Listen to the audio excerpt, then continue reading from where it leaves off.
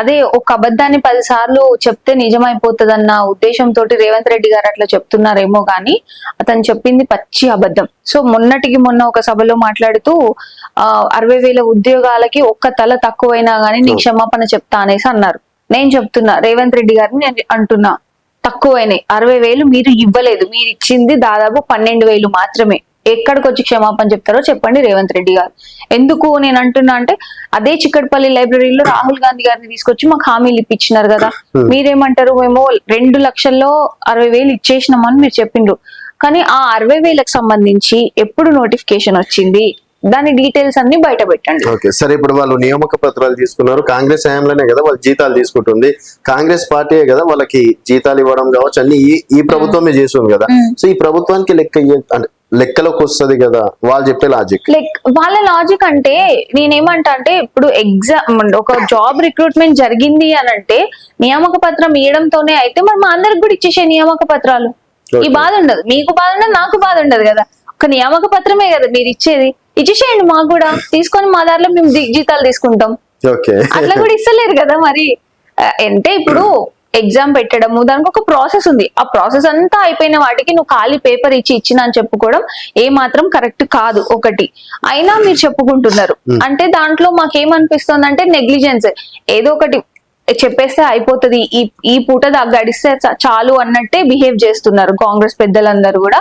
So వాళ్ళకి దాని వెనకాల ఉన్న ఇంటెన్షన్ అని నాకేమనిపించింది అని అంటే, ఇట్లా మనం అబద్ధం చెప్తూ ఉంటే ఇప్పుడు మా పేరెంట్స్ ఉంటారు ఊర్లలో, మా పేరెంట్స్, మా అమ్మమ్మలు, మా తాతయ్యలు, ఆబ్వియస్ గా చీఫ్ మినిస్టర్ మాట్లాడుతున్నారు అంటే ఆ మాటకి ఎంతో కొంత విలువ ఉంటది, వాల్యూ ఉంటది. కాబట్టి ఆ మాటల్ని ఖచ్చితంగా వింటారు. ప్రతిసారి 60,000 ఉద్యోగాలు ఇచ్చినామని చెప్తూ వస్తున్నారు. సో మమ్మల్ని అడిగేది ఏంటి, అరే 60,000 ఉద్యోగాలు ఇచ్చినారు కదా మీకెందుకు ఉద్యోగం రాలేదు. కానీ అందులో ఉన్న ప్రాసెస్ జరిగినప్పుడు ఏమైంది ఏంది కదా అని వాళ్ళకి తెలియదు. సో రేవంత్ రెడ్డి గారు చెప్పిన మాటల్ని పట్టుకొని మీకు ఎందుకు రాలేదు అంటారు అంటే వాళ్ళకి మేము ఎట్లా సమాధానం చెప్పాలి, అంతే కదా. అక్కడ ఎంత మంది వాళ్ళని అందరినీ నువ్వు మెంటలీ ఫిజికల్లీ ఎంత ఇబ్బంది పెడుతున్నారు ప్రభుత్వంలో ఉన్న వాళ్ళు.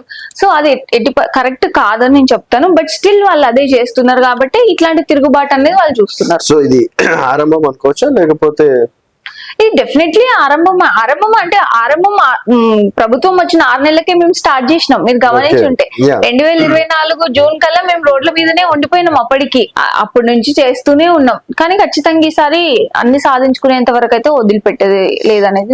సో దాదాపు ఇప్పుడు సంవత్సరంన్నర అవుతుంది పాలన. సో ఇప్పుడు 2.5 లక్షలు 3 లక్షల ఉద్యోగాలు 3 లక్షల ఉద్యోగాలు ఇవ్వాలి, 2 లక్షలు సంవత్సరంలో ఇస్తా అని చెప్పారు. ఓకే, అంటే మొత్తానికి 5 సంవత్సరాలు కలిపి 2 లక్షలా, లేకపోతే సంవత్సరానికి 2 లక్షలా?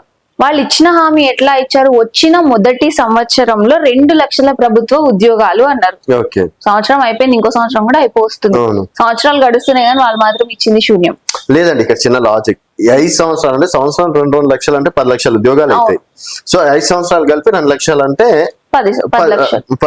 సో వాళ్ళు ఇచ్చింది కేవలం 2 లక్షల లేకపోతే 10 లక్షల అన్నది లేదు, 2 లక్షల హామీనే ఇచ్చారు. వచ్చిన మొదటి సంవత్సరంలో కంప్లీట్ 2 లక్షలు ఇస్తాము అనే హామీ, ఓవరాల్ గా 2 లక్షల ఉద్యోగాలు ఫిల్అప్ చేస్తామన్నారు. కానీ ఇప్పుడు కొంతమంది ఏమని మాట్లాడతారు కాంగ్రెస్ నాయకులు అంటే, మేము 2 లక్షలు ఫేజ్ వైజ్ ఇస్తాం, దశల వారీగా ఇస్తాము అనేసి అన్నారు.